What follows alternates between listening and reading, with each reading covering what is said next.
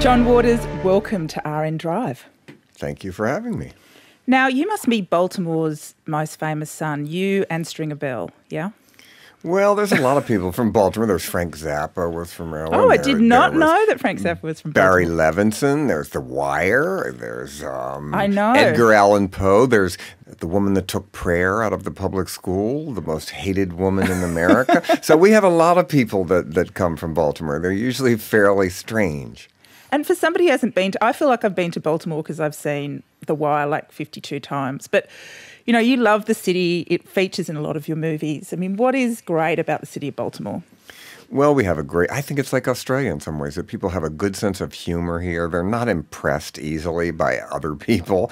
They don't want to leave, especially. I love in Baltimore when I say I have an apartment in New York and people say to me, why would you do that? Oh, really? Which I think is really refreshing when they say that. So I think people in Baltimore just have a great sense of humor about themselves. And that's my subject matter, is normal, people that think they're normal but are totally insane. And Baltimore is filled with that, very eccentric people that actually think they're normal and are quite mistaken. Now, speaking of normal people who are actually insane, you've written a book called Car Sick where you hitchhike for a few weeks across the US. Yeah. Did you meet a lot of normal people Well, you're who going to think they're have to normal? read the book to find that out. Oh, well, can you give me a bit of a certainly, taster? Yes, people were very optimistic. I'd say a third of the people recognized me, but they drove past me, and because they thought, was that John Waters? Why would he be standing on the exit ramp of the interstate highway in Kansas? Did they think it was a trap? No, they'd come back, but other people, mostly people thought I was a homeless man and tried to give me money, and then some Wasn't would that recognize nice? me and start screaming. But people were very sweet. But you wait for 10 hours sometimes before somebody picks you up, so you keep repeating yourself. It only takes one ride, which is true. But generally, people were wonderful. I would recommend hitchhiking to everybody. Bring it back. As a social experiment or a way to enlarge your social circle, or just as a kind of a life experience? To give up control, yeah. To take an adventure, no matter how old you are. Put everything away and say your life is organized. Mine is very overly scheduled. I'm a control freak. So give it all up and see what happens. Now, I want to talk to you a little bit about gay and lesbian rights. I mean, obviously the gay marriage issue is a huge issue in America. It's been a big debate here. And, you know, it seems that the whole gay rights movement is now focused very much on gay marriage. What do you think about that? Well, I talk a lot about it in my show, This Filthy World. I do, because here I am a gay man that toured with the governor of our state in Maryland, and we got it passed there, and then it became federally legal. But I personally have no desire to get married. So what is the politically correct word going to be for gay men like myself that can legally be married now, that choose not to?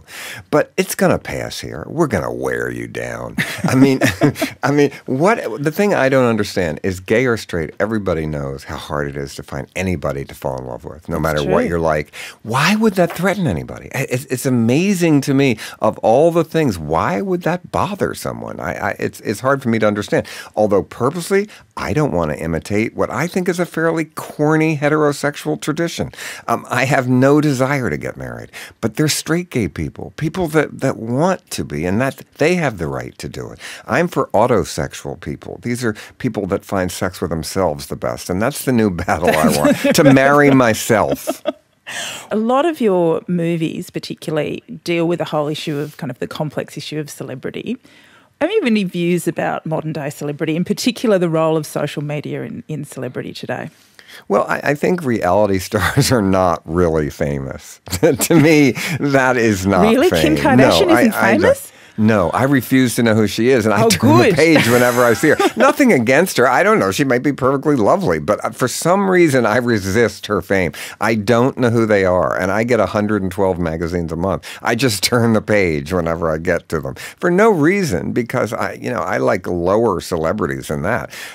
I find celebrities as long as they can keep a sense of humor.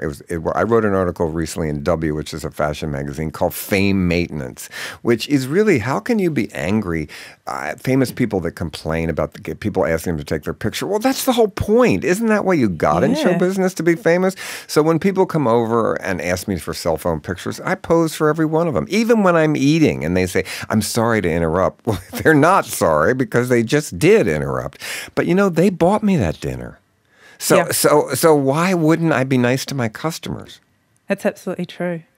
But I mean, in terms of, I'm interested too about, are you a social media person? I mean, do you think that that's an interesting, is that a benefit to your life as somebody who is famous and has? Well, I don't have a Facebook because the only reason for that is to see the people you wanted to have sex with in high school, and I've already stalked their houses years ago. I've already stalked their houses, and the scary thing is their children look like who you remember they look like. Oh wow! But I'm not on Facebook. I have friends. I'm not interested in. I want to be harder to reach, not easier.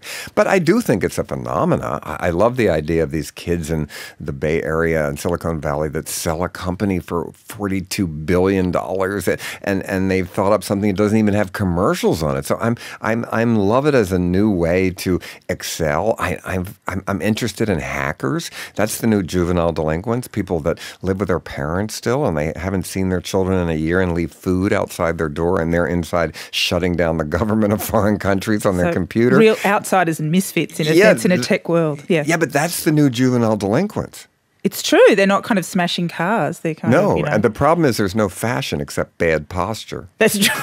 That's true, and a lot of energy drinks and bad food. Yeah. Now, you're here for This Filthy World, which is you call a lecture stage show tour. What do you get from a live audience that you don't necessarily get from, making, you do everything. You're going to make films and, art and write books as well. Well, you get to actually see your audience, and I try to, everywhere I go, I have Australian jokes, I had German jokes, I just came back from Germany, and I like to do a lot of research and find the right joke for my audience, and it's tough. Sometimes it works, sometimes it doesn't, but I think you get to see. I'm lucky. I've gone all around the world by talking. I've gotten to see the world because of what I do for a living. And I think that you constantly need feedback. You constantly need input and able to make comedy about anything. And everything I do is written. So the stage show I do is a completely written and constantly updated 70-minute monologue. But I need information, so I see things. I watch people when I'm traveling. A woman said to me on the airplane the other day, "Are you a magician?" Which really made me laugh. Wow. I guess because of my mustache. Well, were you wearing a velvet suit? Did you have a rabbit in your No, that's hat? what I think. I've never worn a cape in my life. A new thing that's happened to me when I do my spoken word show is parents bring their very angry, insane children with them in a last-ditch effort to try to bond with them. I think they're going to bond over you. See, I'm cool. Me. I'm cool. I know this guy. I like this guy. Yeah. And it's kind of touching, I think. Does it work? I don't know, because I never see them again. Another thing that's happened a lot recently is if they're waiting in line when I'm having a book signing, they wait and get to me, and the male falls to his knees and asks the girl to marry him and takes out a ring in front of me. Wow. That's happened 3 times this year. Now, going back to the material you write and getting to know your audience, are there particular things that Australian audiences react to? I think Australian actors have great sense of humor about mocking themselves first and then feeling free to mock others in a good-natured way. I think Australians are proud of everything that maybe some people try to hide, the same way I am about Baltimore, is that we're not trying to put on airs here. My favorite thing is you get in the front seat of a taxi cab here. If you did that in New York, you would be shot. They would think you were robbing you. They wouldn't like that intimacy.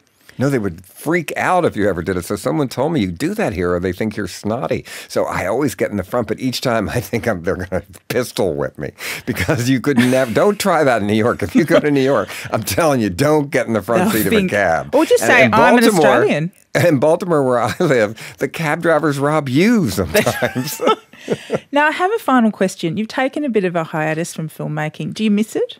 I wouldn't say it's a hiatus. I wrote a movie called Fruitcake, and I got a development deal, and then it never got financed. Do I miss it? No, not really, because I get to write books. I get to tell stories. Do I miss sitting in that trailer at 5:30 a.m. with people knocking on my door? Oh, gosh. Not really, but at the same time, I do want to make another movie, but maybe I won't. I've made 16 movies. They still play. They're on television. They're all over the world. It's not like I haven't spoken.